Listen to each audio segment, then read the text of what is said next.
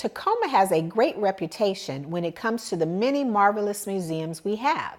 A new exhibit is now open at the Washington State History Museum, and as we see in this report from Lane Fickey, you are going to want to see and hear it before it's gone.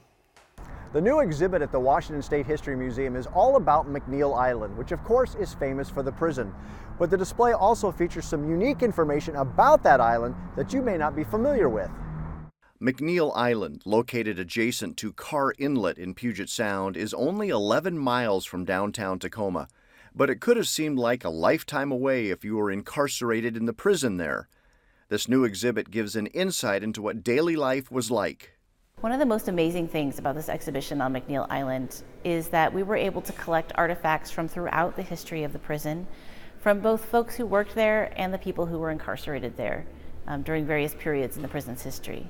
It has a distinction of being the only prison in the United States that was both a territorial penitentiary, a federal penitentiary, and a state's correction center. What that does is it allows us to make connections between what was happening on a national scale to what was going on locally in the Puget Sound area.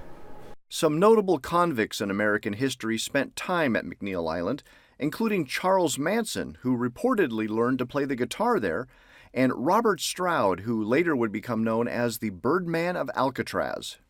For one, it's a really compelling story in terms of the history of Washington State because it does span such a large period of time, and so it covers a lot of things that were happening in Washington State, Western Washington in particular, but it also connects that history to a larger national story about philosophies and practices and policies about mass incarceration in the United States.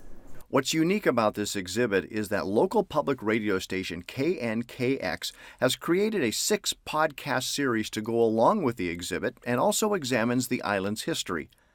In addition to seeing what made up McNeil Island, museum officials are hoping the exhibit will touch an emotional aspect for the visitors. We have a lot of records.